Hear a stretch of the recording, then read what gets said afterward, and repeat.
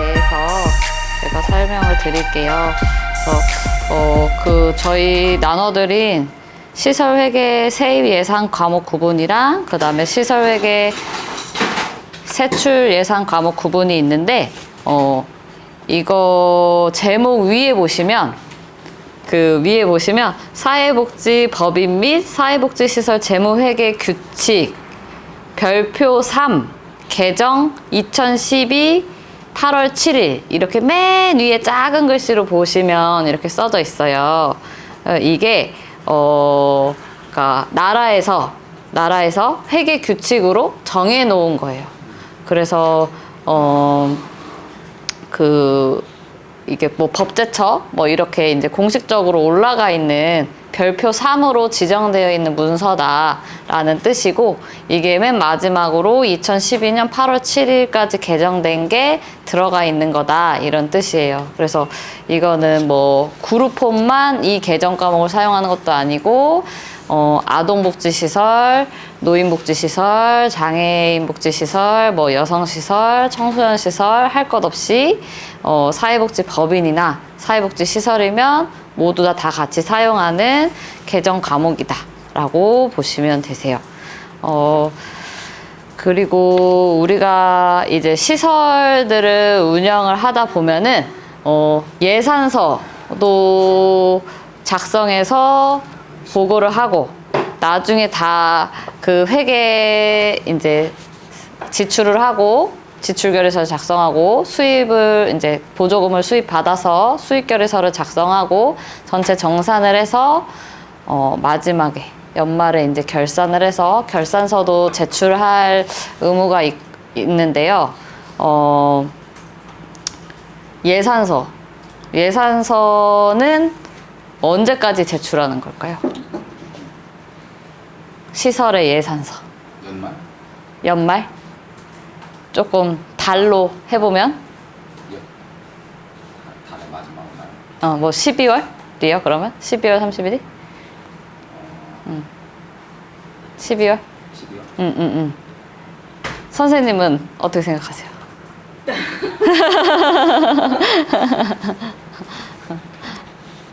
네. 12월, 그러니까 연말이 맞아요. 왜냐면 예산서라는 거는 그 다음 연도의 예산을 어떻게 사용할지에 대해서 계획서를 쓴 거잖아요. 그렇기 때문에 예산이 개시되기 전에 보고를 하는 게 맞아요. 그러면 우리가 예산을 1월 1일부터 사용을 하잖아요. 그러면 1월 1일 전까지 보고를 해야 되는 거예요. 그러면은 한 해에 다 쓴 예산을 결산하는 거. 결산서는 언제까지 제출하는 걸까요?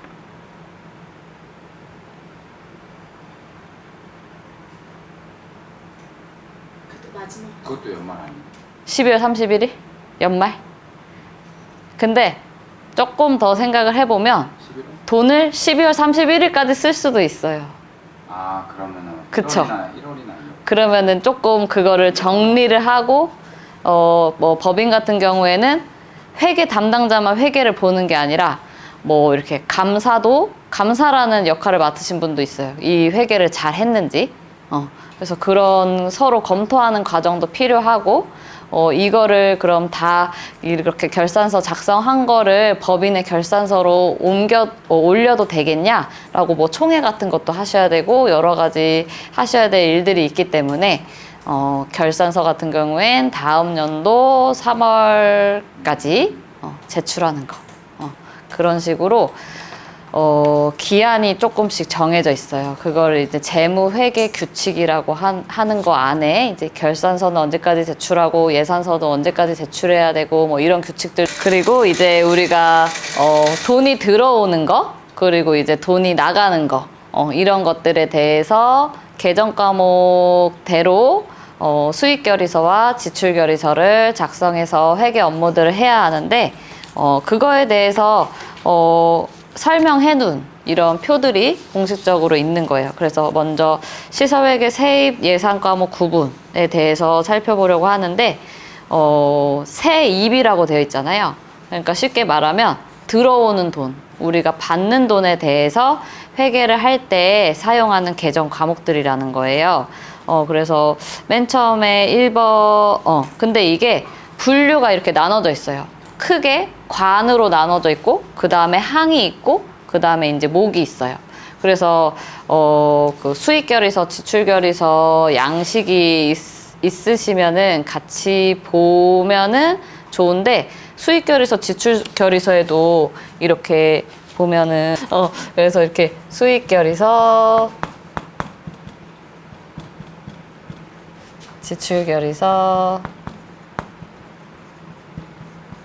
이제 이렇게 그 양식을 이렇게 살펴보시면 이제 뭐 여기 날짜 이런 것도 있지만 여기에 이제 관, 항, 목 이렇게 쓰는 난들이 나눠져 있거든요. 그래서 근데 그냥 조금 분류를 해 놓은 거다라고 보시면 돼요. 그래서 세입 예산 과목 구분에 크게 보시면 관에는 입소자가 부담하는, 입소자가 주는 수입, 그리고 이제 사업 수입이라고 해서 어떤, 바자회 뭐 사업이라든지 아니면은 뭐 복지관에서 카페 사업을 한다. 뭐 그런 사업으로 벌어들인 수입이라든지 아니면 장애인 분들이 물품을 만들어서 이렇게 판매하는 사회복지시설 그런 것들도 있는데 거기서 이제 물품을 판매해서 얻은 수익이라든지 그런 것들을 사업 수입이라 할 수 있고 관연도 수입은 이제 전년도에 돈이 들어온 돈이지만 다음 연도, 이번 연도에 예산으로 잡히는 수입, 그거를 이제 관연도 수입이라고 해요. 그리고 보조금 수입이 있는데, 그리고 이제 그 정부에서 이제 중앙정부, 뭐 보건복지부 이렇게 뭐 아니면은 경기도 남양주시 뭐 저희 같은 경우에는 진건읍 뭐 이렇게 정부에서 그 단위로 주는 보조금을 다루는 게 이제 보조금 수입이고, 그 다음에 후원금 수입, 그리고 요양급여 수입, 차입금, 전입금, 이월금, 잡수입. 관으로는 크게 이렇게 나눠져요. 그래서 이거를 조금 더 세분화해서 또 항목으로 나뉘는데 더 자세히 들어가 보면 이제 입소자 부담금 수입에는 입소비용 수입이 있는데 이거는 이제 말 그대로 입소자로부터 받는 수입이에요. 그래서 아동복지시설 같은 경우에는 아동들이 입소자잖아요. 근데 입소자 아동 스스로가 그거를 이제 지불할 능력이 있거나 이렇지 않기 때문에 아동한테 직접적으로 받는 입소자 수입은 없어요. 그런데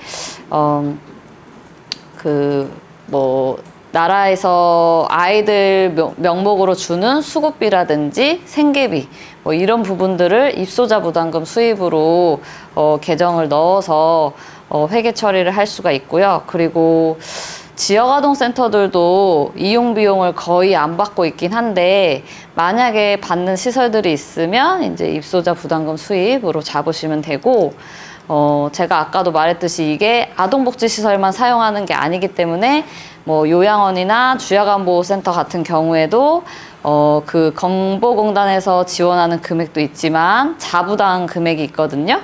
그런 입소자가 부담하는 금액, 그렇게 통장에 들어온 돈은 입소자 부담금 수입, 입소비용 수입으로 항목을 잡으시면 돼요. 그리고 그 다음에 아까 사업 수입은 조금 설명을 했던 것 같고, 관연도 수입도 전년도에 들어왔지만 올해 수입으로 잡힌 거, 전년도에 뭐 12월에 들어왔지만 이거 내년도에 쓰라는 돈이에요 이렇게 말한 것들, 그런 것들은 이제 관연도 수입이라고 이제 볼 수 있고요. 그리고 이제 보조금 수입으로는 국고보조금, 시도보조금, 시군구보조금, 기타보조금 이렇게 나뉘어요. 국고보조금은 중앙정부에서 주는 돈이다라고 생각을 하면 되는데, 그래서 저희 같은 경우에는 이제 보건복지부가 관할하는 시설들이기 때문에 보건복지부에서 지원하는 돈, 그러니까 국고주머니에서 지원하는 돈은 국고보조금이라고 할 수 있어요. 그리고 그 다음에 그래서 우리나라가 지방자치제이기 때문에 여기 예산이 중앙정부의 예산, 그 다음에 뭐 도의 예산, 시의 예산 이렇게 자치 단위로 예산이 쪼개져 있기 때문에 우리가 수입 예산도 중앙에서 준 비율은 국고보조금에 넣고 이제 시도에서 준 보조금은 시도보조금에 넣고 이렇게 하는 건데 여기서 그 시도보조금이랑 시군구 보조금의 차이점이 뭐라 그랬죠?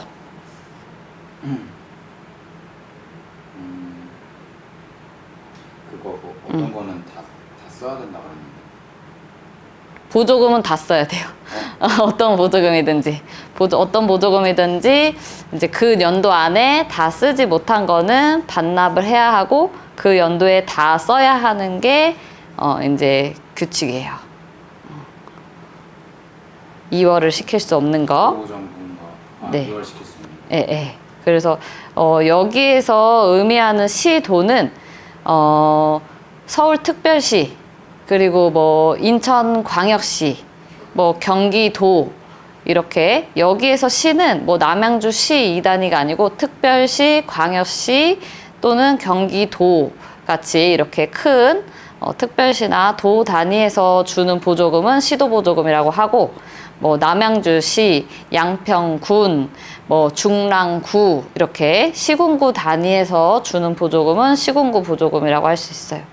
그리고 이제 기타 보조금이라는 것도 있는데 이제 이렇게 이 표를 뽑아 보시면 옆에 이렇게 설명이 있는데 국가 지방자치단체 및 사회복지사업기금 등에서 공모사업으로 뭐 선정으로 받은 보조금 뭐 이런 식으로 써져 있는데 나라에서는 이제 뭐 보건복지부 이렇게 부처 이렇게 예산들도 있지만 복권위원회 같이 복권기금 같이 이렇게 복권 사람들이 산 그런 기금들을 모아서 뭐 사회복지 사업 뭐 이렇게 예산으로 주거나 그런 예산들이 있어요. 기타 예산들이. 그래서 뭐 보건복지부나 뭐 도 단위나 시 단위에서 준 돈이 아닌 그런 나라에서 공모사업식으로 주는 보조금 같은 거는 기타 보조금에 들어간다라고 보시면 되시고 그 다음에 이제 후원금 수입. 후원금 수입은 지정 후원금이랑 비지정 후원금으로 나뉘어요. 그래서 이거에는 지정 후원금과 비지정 후원금은 어떤 차이점이 있을까요?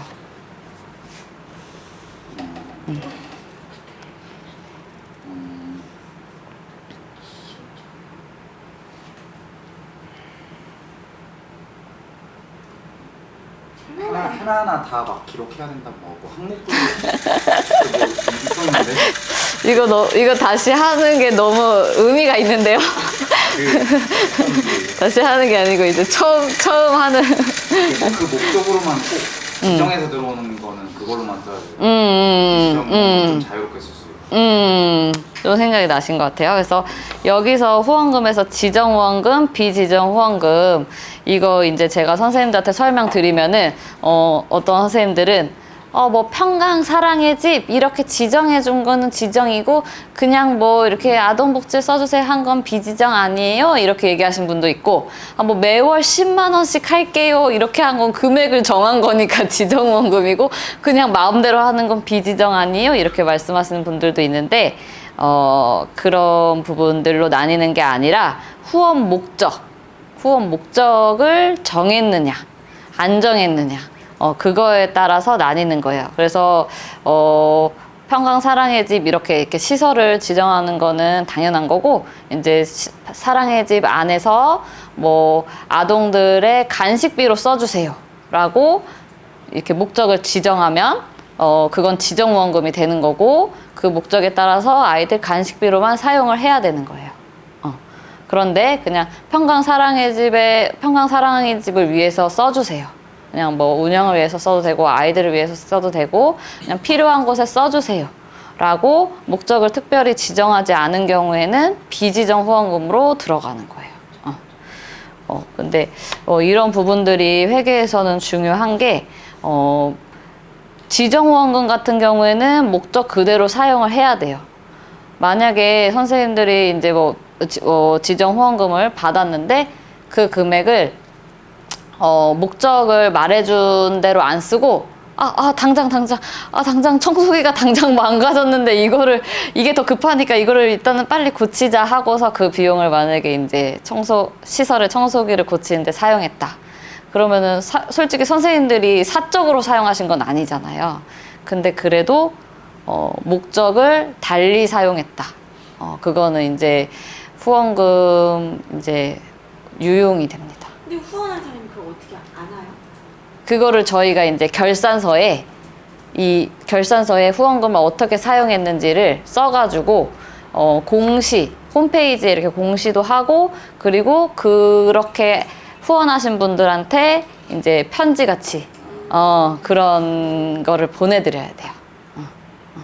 그래서 그런 부분도 있고, 그래서 그냥 뭐 선생님들이 뭐 신문 기사에서도 뭐 유용했다, 뭐 횡령했다, 뭐 이런 단어들을 보실 때도 있을 텐데, 그게 엄청 뭐 큰 사건이어만 유용이 되고 횡령이 되는 게 아니라, 후원금은 그냥 조그만 돈이라도 이렇게 목적대로 말한 게 있으면 그 목적대로 이제 사용을 해야 되고, 그런 부분들이 있어요. 그리고 비지정 후원금은 뭐 이렇게 간접비로는 뭐 15% 이내만 뭐 사용할 수 있다, 뭐 이런 규칙들도 있기 때문에 일단은 후원금 예산이 지정 후원금으로 들어온 건지 비지정 후원금으로 들어온 건지 구별을 해놔야 되고, 또 그 안에서 몇 % 안에서 어떤 용도로 사용할 수 있고 어떤 용도로 사용할 수 있는지, 뭐 그런 것들을 예산을 세울 때 그런 것들도 참고하시고 보시고 세우셔야 돼요. 그리고 그 다음에 이제 요양급여 수입이 있는데, 요양급여 수입, 관의 요양급여 수입, 항의 요양급여 수입, 목의 장기 요양급여 수입이라고 되어 있는데, 아까 얘기했듯이 제가 이거를 아동복지시설에서만 사용하는 게 아니라 모든 사회복지시설에서 사용하는 거라고 했잖아요. 그래서 그 모든 사회복지시설들이 이 표를 참고할 수 있기 때문에 그런 사회복지시설들에서 사용할 수 있는 개정 과목들을 최대한 이 표 안에 넣어 놓은 거예요. 그래서 우리 아동복지시설들은 이제 아동시설이고 노인시설이 아니기 때문에 이 개정 과목을 사용하지 않아요. 근데 이제 요양원이나 주야간보호센터 이런 곳에서는 요양급여 수입이라는 개정 과목을 사용해요. 근데 어떻게 보면은 거기 요양원이나 주야간보호센터도 그러면 그렇게 나라에서 주는 돈이니까 보조금 수입으로 넣으면 안 되나요? 라는 생각이 드실 수도 있어요. 근데 장기요양급여 수입은 어디에서 관리하죠? 공단. 국민건강보험공단. 건보공단에서 관리를 하죠. 엄연히 건보공단은 공기업이에요.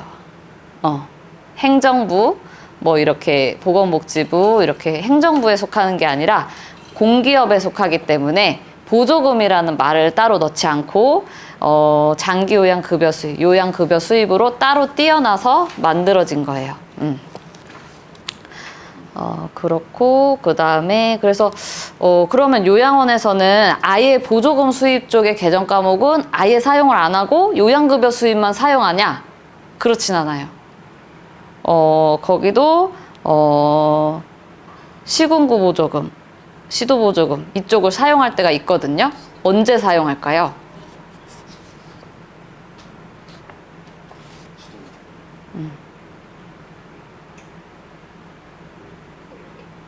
언제 사용하냐면, 이제 요양원이나 주야간보호센터에도 기초수급 어르신들이 들어오실 때가 있거든요. 그러면 기초수급 어르신들은 자부담을 보호자나 본인이 하는 게 아니라 나라에서 수급비 대신 이렇게 자부담 비용을 이제 뭐 주야간센터나 요양원에 이렇게 넣어주세요. 그러면은 근데 그거는 어쨌든 나라 돈이기 때문에 보조금 수입으로 들어가서 보조금 수입으로 잡는 거예요. 그리고 차입금은 빌린 돈이라는 뜻이에요. 그래서 차입금은 금융기관 차입금이랑 기타 차입금으로 나뉘는데, 금융기관 차입금은 이제 뭐 은행이나 그런 금융기관으로부터 빌린 돈. 기타 차입금은 개인이나 단체, 금융기관이 아닌 곳으로부터 빌린 돈이라는 뜻을 의미해요. 그리고 전입금에는 법인 전입금이랑 법인 전입 이제 후원금 안에 법인 전입금 이렇게 나뉘는데 법인들은 이렇게 비축이라고 해야 될까요? 이렇게 전입금을 쌓아놔야 되는 이런 금액들이 있어서 그거랑 관련된 개정 과목이고요. 그리고 이월금은 이제 이월된 돈이란 뜻이에요. 그래서 전년도 이월금, 이제 전년도에 사용하지 못해서 이월된 금액이란 뜻인데, 전년도 이월금이랑 전년도 이월 후원금, 이월 사업비 이렇게 세 가지로 나뉘어요. 근데 전년도 2월 보조금이라는 항목이 있나요, 없나요? 없지요. 왜 없냐면 보조금은 2월 될 수가 없기 때문에 개정 과목 자체가 없어요. 그래서 아이들 생계비 같은 거는 조금씩 2월 될 수도 있고 해서 그런 부분이 있다면 전년도 2월금으로 잡아주시면 되고, 후원금 중에 2월 된 금액이 있다 그러면 전년도 2월 후원금으로 잡아주시고, 사업비 중에 2월 된 게 있다 그러면 2월 사업비로 개정 과목을 잡아주시면 돼요. 보조금 남은 거 반납해야 되나요? 네. 보조금은 2월이라는 그 개념이 성립이 될 수가 없어서, 만약에 12월 31일 이후로 돈이 남아있다 그러면 그 금액은 모두 반납을 하셔야 되고, 예금 이자까지 반납을 하셔야 돼요. 예금 이자. 예금 이자는 이런 개념이에요. 예금 이자는 우리가 그냥 생각하면 은행이 주는 돈 아니야? 이거 왜 나라에 반납해야 돼라고 생각하실 수도 있는데, 근데 항상 자금의 원천을 생각을 해봐야 돼요. 그러니까 국가가 우리에게 주려고 예산 계획을 세운 돈은 만약에 5만 원이에요. 근데 예금 이자가 들어오면 우리한테 주어진 돈이 5만 원이 아니라 5만 500원이 될 수 있죠. 그건 국가 계획에 없던 돈이에요. 그렇기도 하고, 그 500원은 사실 국가가 우리한테 5만 원을 주지 않았다면 생기지 않을 돈이에요. 그러니까 그 자금의 원천이 국가 돈이기 때문에 그거는 이제 은행에서 이자를 쳐서 준 거긴 하지만 은행 돈이 아니라 이제 나라 돈이 들어와서 플러스로 생긴 돈이기 때문에 나라에 반납을 하는 돈이다. 이렇게 이해를 하시면 돼요. 그리고 이제 잡수입은 이제 목에 보시면 불용품 매각대, 기타 예금 이자 수입, 기타 잡수입 이렇게 있는데, 불용품 매각대는 그냥 쉽게 생각하시면 당근한 돈 이렇게 생각하셔도 되는데, 그러니까 기관에서 이렇게 사용하지 않은 물품들을 팔았거나, 그래서 이제 수입이 생겼거나, 그런 것들을 의미하는 건데요. 작게는 작은 물품을 팔면 몇만 원 나올 수도 있지만, 자동차 같은 것들 이제 필요 없어져가지고 만약에 판다. 아니면 큰 기계 같은 것들 이제 필요 없어져서 판다. 이렇게 하면은 몇십만 원, 몇백만 원, 몇천만 원 이렇게 생길 수도 있잖아요. 그래서 그런 것들을 이제 잡는 개정 과목을 불용품 매각대라고 보시면 되시고, 그 다음에 아까 같이 예금 이자가 생길 수 있죠. 그런 부분. 근데 보조금 말고 보통 예금 이자, 보통 사업비에 생기는 예금 이자나 이런 것들은 이제 재단 같은 데서 그냥 기관에 잡수입 처리하세요 이렇게 말하시는 경우들도 많거든요. 그럴 경우에는 반납을 하지 않고 기타 예금 이자 수입으로 잡으시면 돼요. 그리고 그 밖에 안 일어나면 좋지만 아이들이랑 차를 타고 가다가 교통사고가 났는데 보험에서 변상을 받았다든지 변상금이라든지 어떤 다른 업체랑 계약을 했는데 뭐 위약금이 뭐 들어온다든지 뭐 여기 위에 계정 과목에 속하지 않는 그런 이제 수입들이 생기는 경우가 있을 수도 있잖아요. 그래서 이거를 만드신 분들도 그런 부분이 생길 수 있다라는 것을 알기 때문에 여기에 있지 않은 계정 과목들은 기타 잡수입에 넣으세요 라고 해서 잡수입에 이제 기타 잡수입이라는 계정 과목을 만들어 준 거예요. 그래서 없는 거는 그렇게 넣으시면 되고, 그 다음으로 이제 넘어가 보시면 시설 회계 세출 예상 과목 구분이라고 있어요.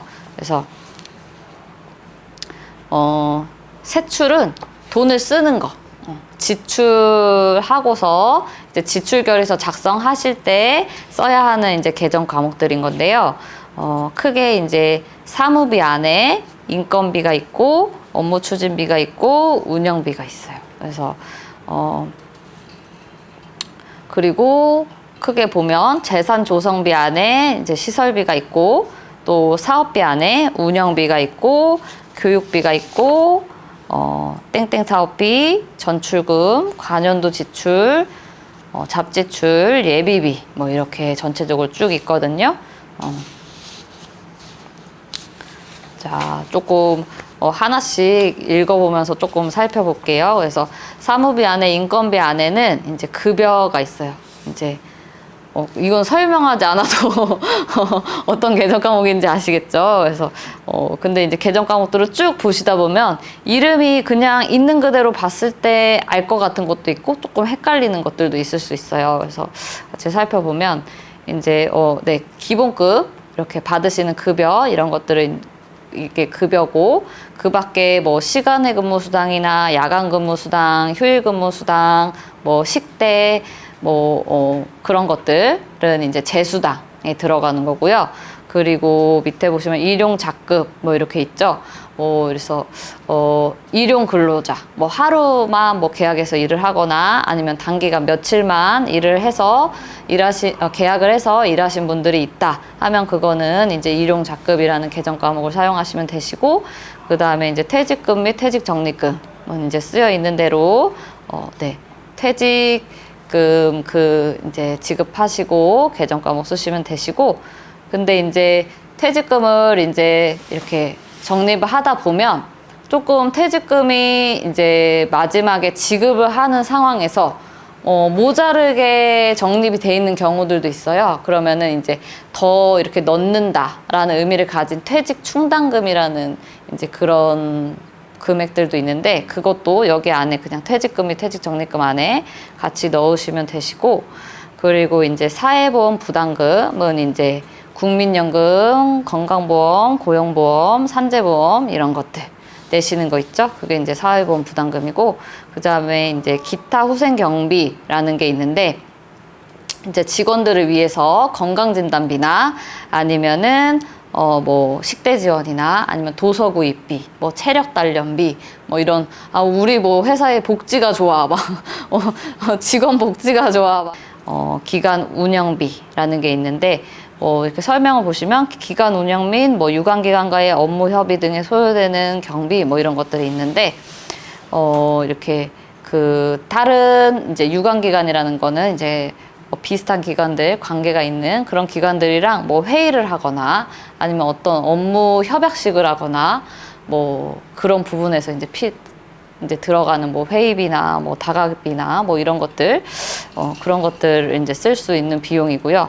직책 보조비 같은 경우에는 설명을 보시면 시설 직원의 직책 수행을 위하여 정기적으로 지급하는 경비라고 되어 있죠. 그래서 여기에는 뭐 시설 직원이 직책 수행을 위해서 이렇게 되게 정기적으로 이 사람은 연락을 많이 하는 사람이라 전화요금 자기 전화를 업무에 엄청 많이 사용하는 사람이거나 아니면은 뭐 본인의 차를 사용하긴 하는데 이게 업무적으로 엄청 많이 사용되는 차나 뭐 아니면 기름을 엄청 많이 사용한다거나 뭐 이런 부분이 있을 때 사실은 밑에 보시면 뭐 출장비도 따로 있고 뭐 이렇게 출장비라는 게 따로 있기도 하거든요. 근데 출장이 맨날 있는 사람이야. 그러면은 맨날 보고하고 받아쓰고, 뭐 보고하고 받아쓰고, 보도하고 받아쓰고 이렇게 해야 되잖아요.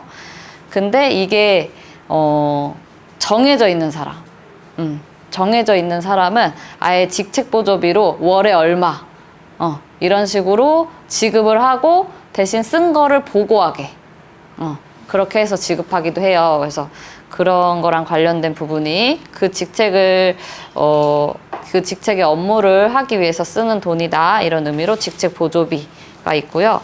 그리고 뭐 운영위원회 열거나 뭐 후원회 뭐 이런 회의를 열거나 할 때 다가비 이런 용도로 쓰는 비용들을 회의비라고 할 수 있어요.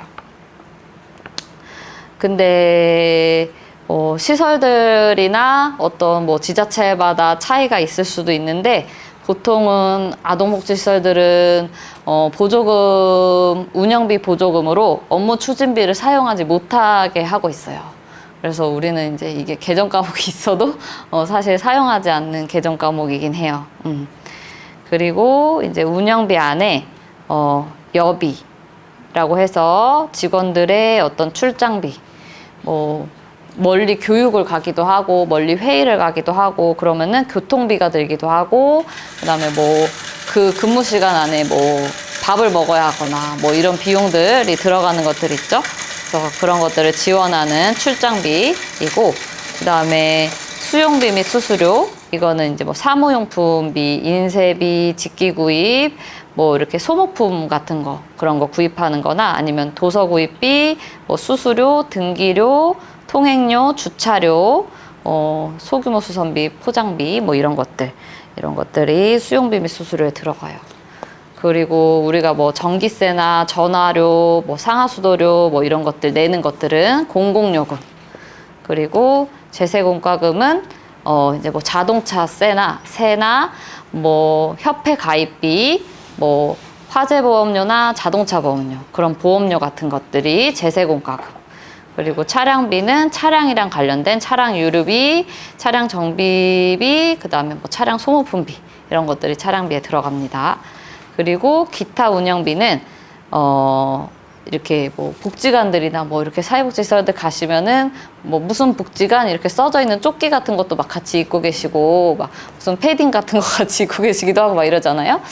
그런 식으로 어떤 직원들의 항상 사용하는 그런 피복, 의료를 지원하는 비용이라든지 아니면은 급량비, 뭐 급식비 이런 거 지원하는 비용들이 있는 것들, 그런 것들이 이제 기타 운영비에 들어갈 수 있고요. 그리고 또 세부 설명을 보시면 위에 분류되지 아니한 경비라고 이제 써여 있죠. 그러니까 기타가 들어가시면 다 그런 의미가 있다고 보시면 돼요.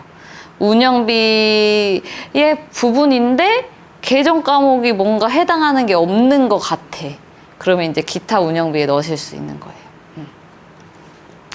그리고 이제 재산조성비 안에는 이제 시설비가 있고, 시설비 안에 시설비와 자산취득비, 시설장비 유지비 이렇게 있는데, 시설비는 이제 뭐 건물을 새로 신축하거나 증축하거나, 아니면은 이제 뭐 엘리베이터를 다시 새로 만들거나 계단을 다시 만들거나 이런 큰 시설들을 세우고 증축하고 설치하는 데 드는 비용들을 시설비라고 해요.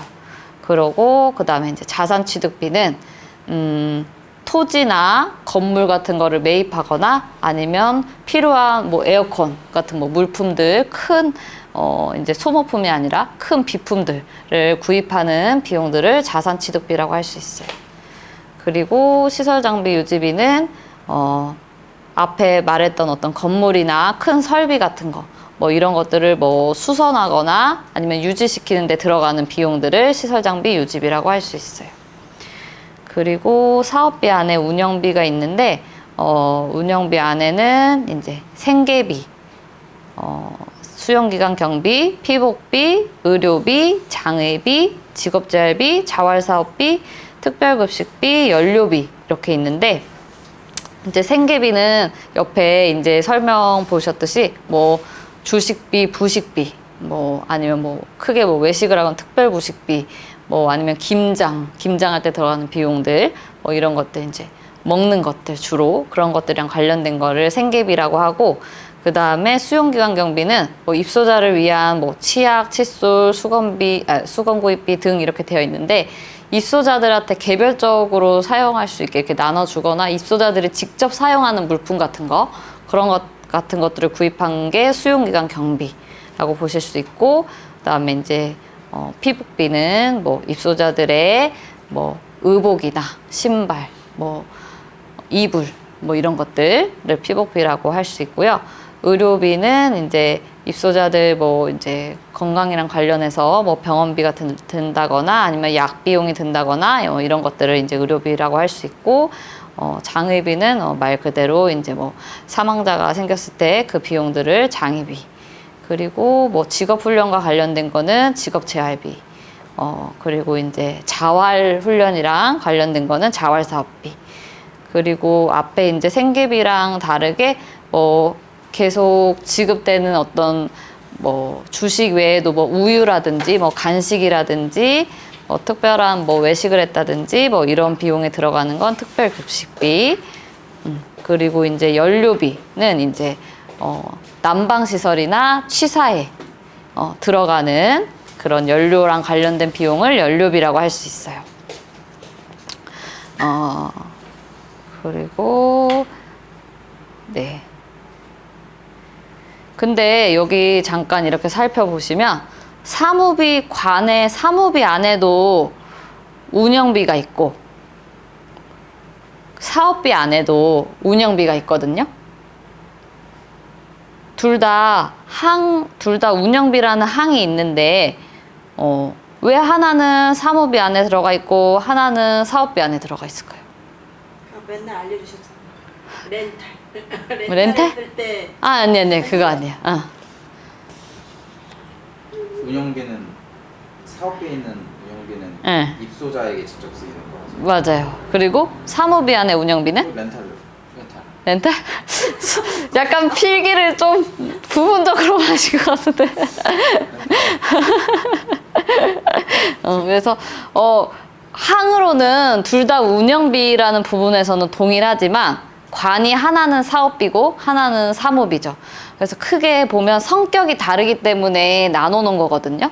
사무비 안에 운영비는 그냥 기관이 운영되는데 필요한 금액들이에요. 그러니까 예를 들어서 입소자 그러니까 기관 운영을 필요한 차량, 뭐 기관 운영에 쓰이는 이렇게 뭐 전기세, 뭐 전체적인 그러니까 입소자한테 직접적으로 지급되는 서비스가 아니라 그냥 기관이 이렇게 돌아가고 운영되는 데 쓰이는 그런 재반 비용들 그런 것들이 사무비 안에 운영비로 들어가는 거고요. 이제 사업비 안에 운영비는 뭐 아동복지시설이면 아동한테 지급되는 급식, 뭐 치약 칫솔, 뭐 의복, 뭐 의료비 뭐 이런 식으로 직접 지원되는 서비스랑 관련된 비용은 사업비 안에 운영비로 들어가는 거예요. 그래서 이제 성격이 다르다. 사무비 안에 운영비는 기관의 전반적인 운영이랑 관련된 그런 비용이고 사업비 안에 운영비는 클라이언트들한테 입소자들한테 직접적인 서비스가 제공되는데 직접적으로 지급되는 물품들을 구입하거나 하는 그런 비용들이랑 관련된 거다라고 보시면 되세요.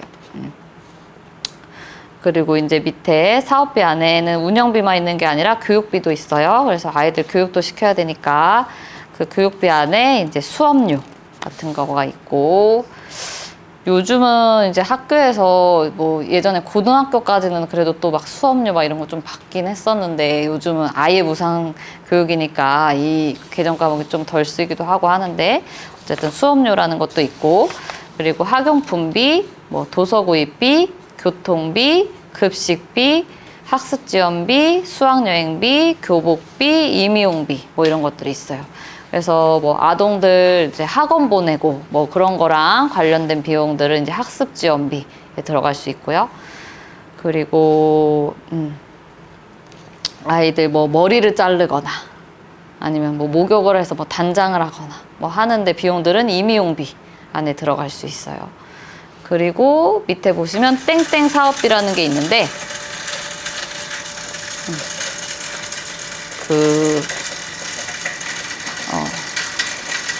우리 이제 시설들마다 되게 여러 가지 사업들을 할 수 있기 때문에 이거 개정 과목 만드신 분 입장에서 그 다양한 시설들에서 다양하게 운영하는 사업들을 이 개정 과목 안에 다 넣어줄 수가 없는 거예요. 그렇기 때문에 그 기관들에서 특별히 뭐 운영하는 사업의 이름이 있으면 앞에 땡땡 여기다가 이제 넣어라 이런 뜻으로 땡땡 사업비라고 이제 만들어준 거예요. 그래서 그런 자체적으로 하는 사업들 안에 그리고 이제 밑에 보시면은 뭐 기타 교육비, 의료재활사업비, 사회심리재활사업비, 교육재활사업비, 직업재활사업비, 그리고 땡땡사업비 이렇게 있고 밑에 또 점으로 점점점점 이렇게 되어 있죠. 그래서 이 점점점점이라는 의미는 더 넣을 수 있다. 기관들에서 사용한 개정 과목을 만든 사람이 만들어내지 못한 그런 사업비 안에 특별한 써야 하는 개정 과목들이 있으면 여기다가 늘려서 자체적으로 사용을 해라 라는 의미로 점점점점 이렇게 되어 있는 거예요. 그리고 이제 그 밑에 보시면은 아까 뭐 법인들 같은 경우에는 이제 전입금 같은 것들이 있다라고 했잖아요. 그래서 이제 세출에도 이제 전출금이라는 게 있는 거고 그 다음에 이제 관연도 수입이 있었기 때문에 관연도 지출이라는 개정 과목이 있고 아까 차입금이라는 그 개정 과목이 있었죠. 빌린 돈. 그러니까 빌렸으면 이제 또 갚아야 되니까 이제 부채 상환금이라는 이제 개정 과목이 있는데 부채 상환금은 원금 상환금, 이제 이자 지불금. 그래서 원금이랑 이자 이렇게 또 개정 과목이 있어요. 그 보조금으로 부채 상환금을 쓸 수 있을까요? 없을까요? 없어요? 있어요? 있을 것 같아요? 한번 물어보면 왠지 틀린 것 같죠? 네, 보조금으로는 부채 상환금을 쓸 수가 없어요. 왜냐면 나라에서는 돈을 빌려준 적이 없어요. 그냥 이 돈을 쓰라고 준 거지 빌려준 적이 없어요. 그러니까 사실 갚을 돈에 대해서도 사용하지 못해요. 그러니까 보조금은 그 사업계획서에 쓴 이제 보조금을 저희가 신청을 할 때 이 보조금을 이만큼 받으면 이거를 뭐 급여에 얼마를 쓸 거고 운영비에 얼마를 쓸 거고 뭐 프로그램비에 얼마를 쓸 겁니다. 뭐 이런 식으로 계획을 세워서 보내거든요. 그러면 이제 거기에 계획대로 맞춰서 써야 돼요. 보조금. 그 항목에 맞춰서. 그리고 필요한 만큼 예산이 세워진 만큼 보조금은 모자라지도 넘치지도 않게 딱 그만큼 주기 때문에 그런 어떤 부채를 뭐 국가한테 뭐 질 경우도 없고 하기 때문에 부채 상환금 자체를 보조금 내에서는 사용할 수 없다라고 생각하시면 돼요. 뭐 아무리 이거 시설 운영을 위해서 내가 빌렸던 돈인데요? 라고 하더라도 보조금에서는 사용할 수가 없다. 그리고 이제 밑에 보시면 잡지출이라는 게 있어요. 뭐 아까 뭐 어떤 수입에도 내가 보상금을 받았거나 뭐 이런 것들이 있으면 잡수입으로 하시면 된다라고 했는데 반대로 저희 시설 같은 경우는 아주 예전에 어떤 아이가 돌을 벤츠였나? 어떤 자동차에 던졌어요. 네? 연우도 말고 아주 예전에 어떤 친구가 네네 그랬어요. 그럼 우리가 이제 보상을 해줘야 되잖아요. 그쵸? 그러면은 이제 그런 것들 예상치 못하게 이렇게 들어가는 돈들 또는 어떤 소송에 걸려서 소송 경비가 있다든지 보상금, 어떤 사례금 이렇게 자전거 타고 가다가 어떤 아이를 넘어뜨렸는데 이가 부러졌다. 이런 것들 있을 수 있어요. 아이들 키우다 보면은. 이제 그런 거에 들어가는 비용들, 이제 특별히 개정 과목이 없기 때문에 잡지출에 넣으시면 되세요. 그리고 이제 예비비,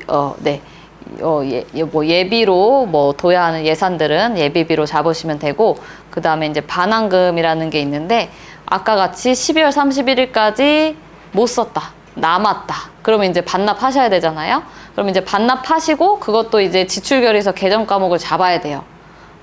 이제 통장으로 넣어드려야 되기 때문에 이제 그런 부분들은 이제 반환금으로 잡으시면 돼요. 정보보조금 반환금. 그리고 또 12월 31일이 지나서 못 써서 남은 돈이 있을 수도 있지만 때로는 이제 저희가 이제 명절이라든지 뭐 어린이날 뭐 이렇게 뭐 그런 뭐 크리스마스, 연말 뭐 이런 때 아이들한테 특별 위로금이라는 게 지급될 때가 있거든요.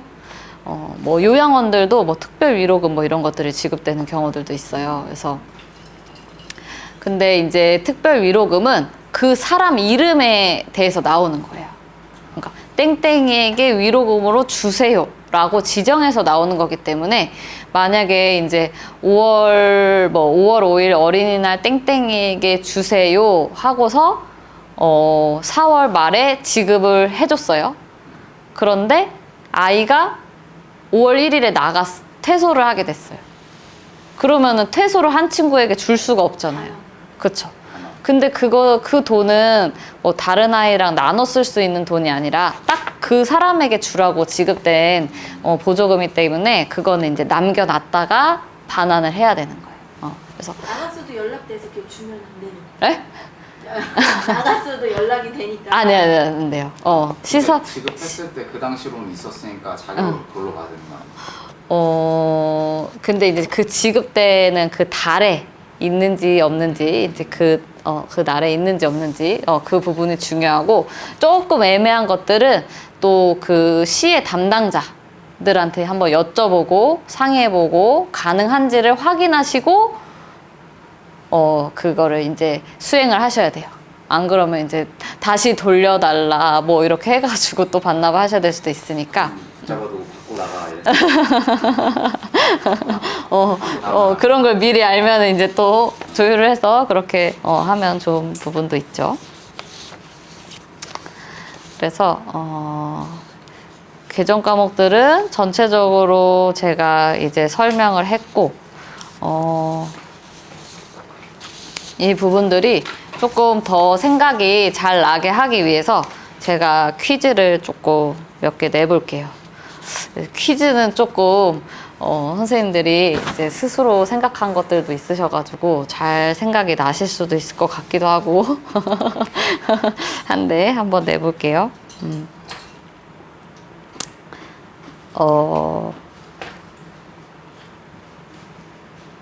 제가 이렇게 사무실 직원이 볼펜이 필요하다고 해가지고 볼펜을 사왔어요. 그리고 영수증을 드렸어요. 그러면 이제 지출결의서를 이제 선생님들이 작성을 하셔야 돼요. 그러면은 계정 과목을 뭘로 하면 될까요? 운영비. 운영비 안에 수용비 및 사무용품비.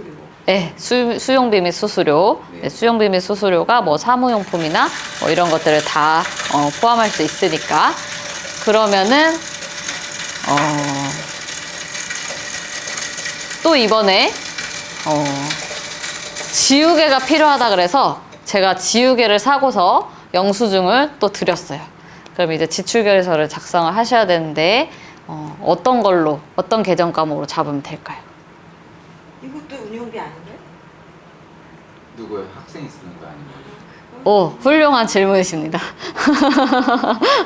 그거를 지금 생각하시나 하고 제가 질문을 해본 건데 그냥 지우개를 사왔다. 그걸로 계정 과목을 정할 수가 있는 게 아니라 지우개를 누가 필요해서 사왔는지 이게 사무실에서 사무용품으로 필요해서 사왔는지 아니면 아이들이 프로그램을 하거나 학습을 하는데 필요해서 사달라고 해서 사온 건지 그거를 보셔야 돼요.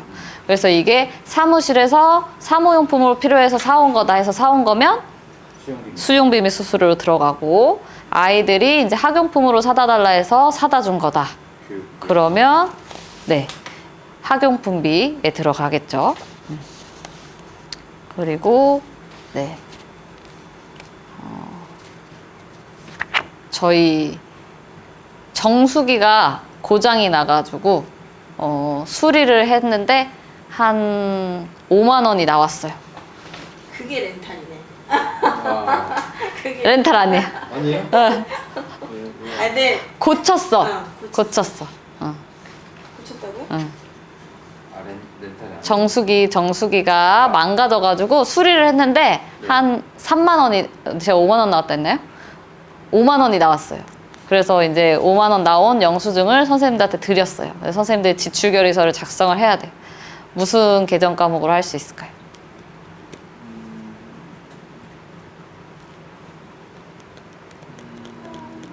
그 0065는 아니고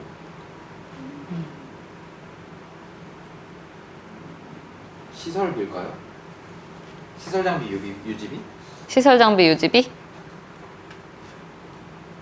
선생님 뭐인 것 같아요? 아 저번에도 하셨는데 잠깐만.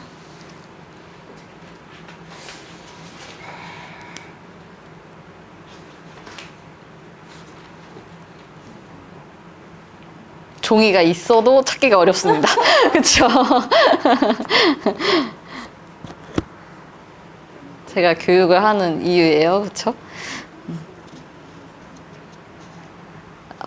그래도 좀 비슷하게 시설 장비 유지비라고 선생님이 말씀해 주시긴 했지만 그 시설 장비 유지비 안에 이렇게 같이 읽어보면 건물 및 건축 설비, 공구 기구, 비품 수선비라고 있어요.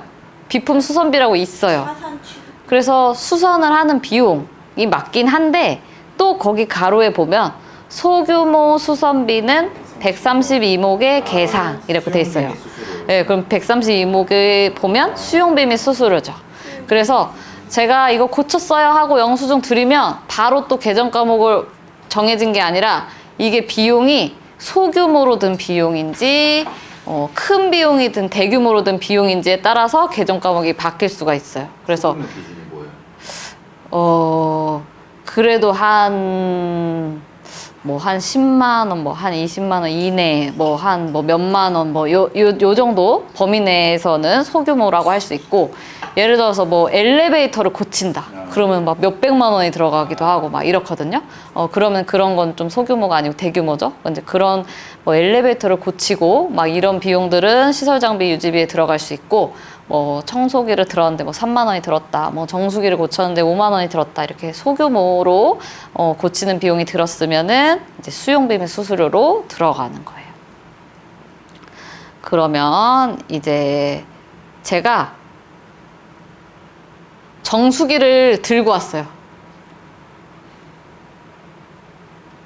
그럼 이제 선생님들이 지출결에서 이제 작성을 하셔야겠죠? 샀어요? 훌륭한 질문이세요. 어디서 들고 오셨어요? 집에서 들고 올 수도 있고 샀을 수도 있고 그렇죠? 물어봐야 돼요. 그냥 지출결에서 쓰시면 안 되고 이걸 어떻게 가져오신 거냐 하시고 물어보셔야 돼요. 복합기 같은 것도 마찬가지. 복합기를 들고 왔어요. 정수기를 들고 왔어요. 제가 복합기에서 정수기로 살짝 바꿨는데 그렇죠? 그래서 만약에 이 정수기를 산 거다. 그러면 계정 과목을 어디에 넣을 수 있을까요? 정수기를 산 거냐, 빌린 거냐에 따라서 계정 과목이 달라질 수 있어요. 빌린 거면 저기 수용비 및 수수료. 네, 빌린 거면은 렌탈 수수료라고 할 수 있기 때문에 수용비 및 수수료로 계정 과목을 넣으시면 되고, 정수기를 들고 왔는데 이게 사온 거다. 사온 거면 시설비일까요? 자산 취득. 아니다.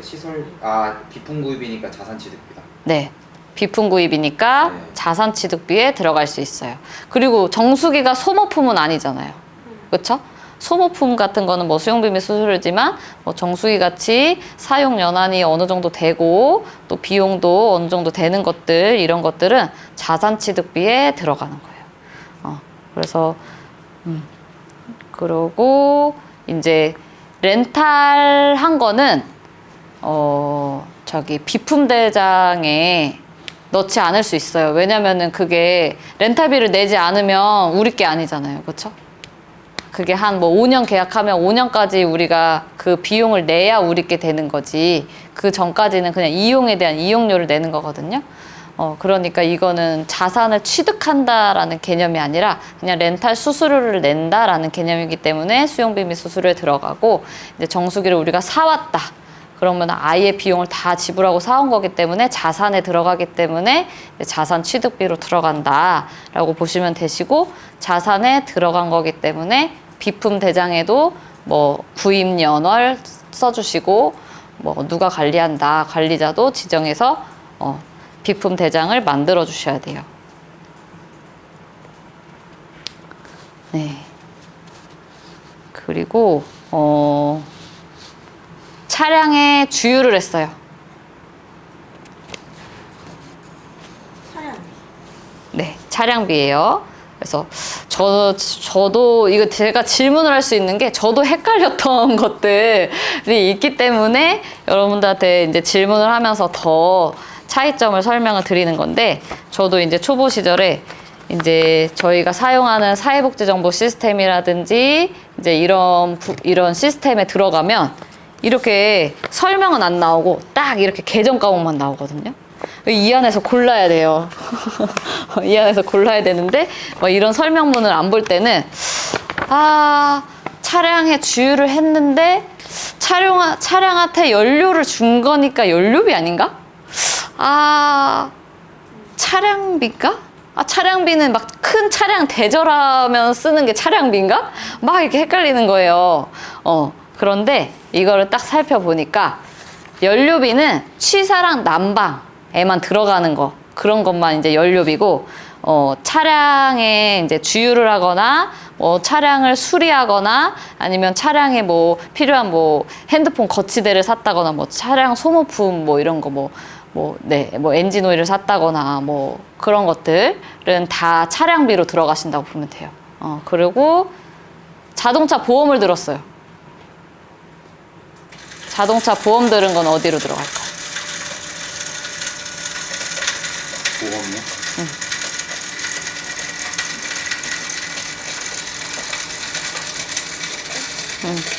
차량 보험. 일단은 보험이요? 네.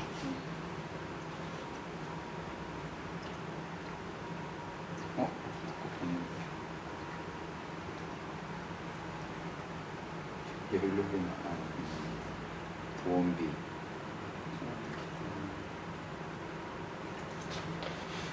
여기 제세공과금이었어요. 어떤 거예요? 제세공과금. 네, 제세공과금이요. 제가 차량이랑 다 관련된 건 차량비입니다 라고 했다고 차량 보험료는 어디에 들어가요? 그래서 차량비 이렇게 하시면 안 돼요.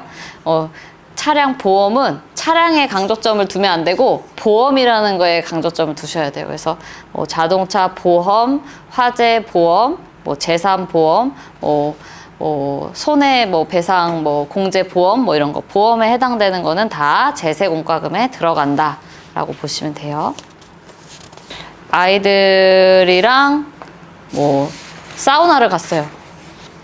그래서 이제 비용 이런 거 찜질방 사우나 이런 거 가가지고 이제 입장료를 이제 결제를 하고 영수증을 드렸어요. 그러면은 지출 결의서를 뭐로 해야 할까요?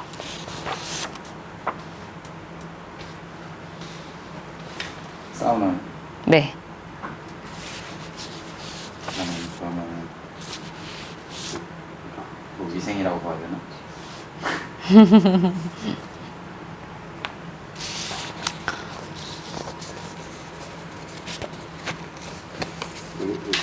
의료비는 아니겠죠? 임의용비. 임의용비. 네, 임의용비가 맞아요. 제가 이 문제도 질문을 한 이유가 이렇게 자세히 설명이 되어 있는 것 같으면서도 실생활에서 사용하는 설명이 다 되어 있는 건 아니에요. 그렇기 때문에 선생님들이 또 이렇게 살펴봐도 모르겠는데 라는 또 비용들이 있으실 수도 있어요. 그렇지만 그거를 이제 잘 생각해 보시는 거죠. 이게 이렇게 보이는 모습을 또 깨끗하게 하고 청결하게 하고 이렇게 하는 거니까 임의용이랑 관련돼서 임의용비가 아닐까?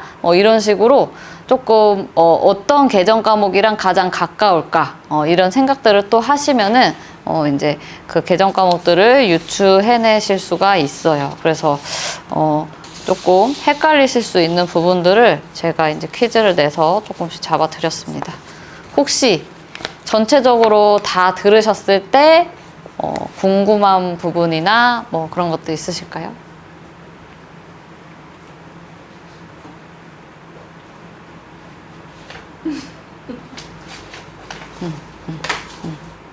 이걸 근데 보고를 없으신가요? 하면 일일이 네. 이걸 다 누가 비교를 해봐요. 감사를 받나요? 오, 네네네. 저희가 이제 가방에. 틀리면은 고치라고 연락이 오죠. 그리고 제가 아까 설명드렸을 때 제가 이제 이게 어떤 사람들이 또 유용을 하고 싶어서 유용을 하는 게 아니라 개정 과목을 잘 몰라서 유용이 될 수도 있는 거예요. 그러니까 선생님들이 회계 담당자라든지 아니면 시설 운영자들은 이거를 내가 직접적으로 업무를 하지 않더라도 내가 또 감독을 해줘야 되는 입장에 있는 사람이면은 또 책임감 있게 이 부분을 또 아셔야지 틀린 부분을 고쳐줄 수 있고 지도할 수 있고 또 내가 그 업무를 잘 담당할 수 있겠죠. 그래서 중요한 게 예를 들어서 그 보조금 같은 경우에는 운영비로 쓸 수 있는 비용이랑 프로그램비로 쓸 수 있는 비용이 따로 나눠져 있거든요. 근데 이렇게 시설 운영비로 써야 되는, 그러니까 프로그램비로 써야 될 게 운영비로 막 쓸 수 있고 막 이렇게 전환을 할 수가 없어요. 보조금 같은 경우에는 딱 나눠진 그대로 사용을 해야 되거든요. 근데 만약에 저기 프로그램비로 사용해야 될 돈인데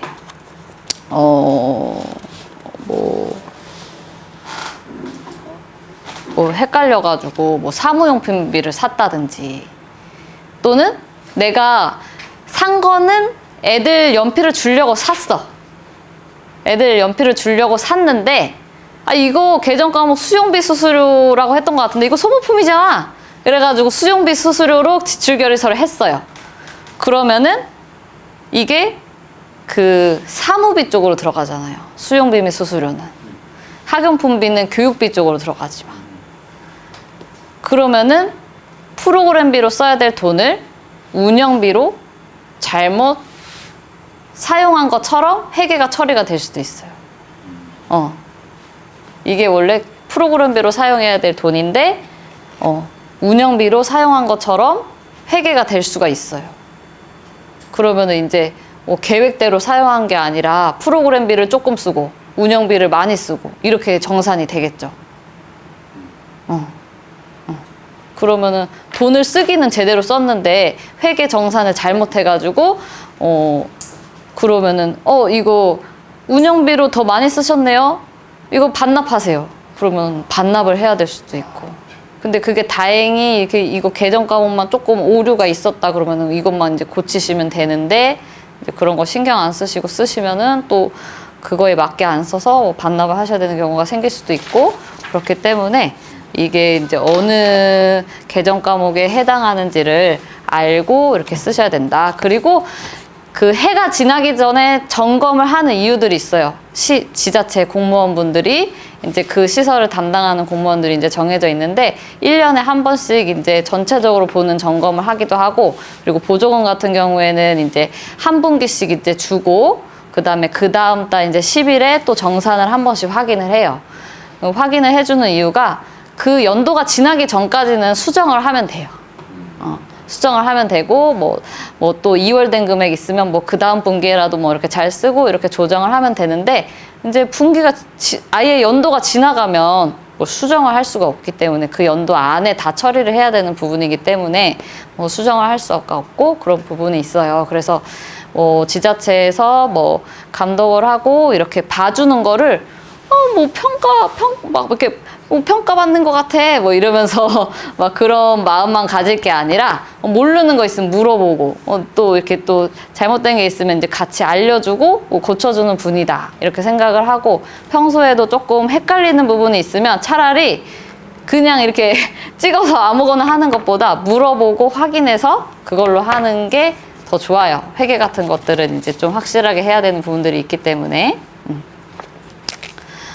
그래서 그런 부분이 있습니다. 그래서 선생님들이 또 질문을 잘 해주셨네요. 중요하게 설명할 부분을 또 질문을 해주셔서.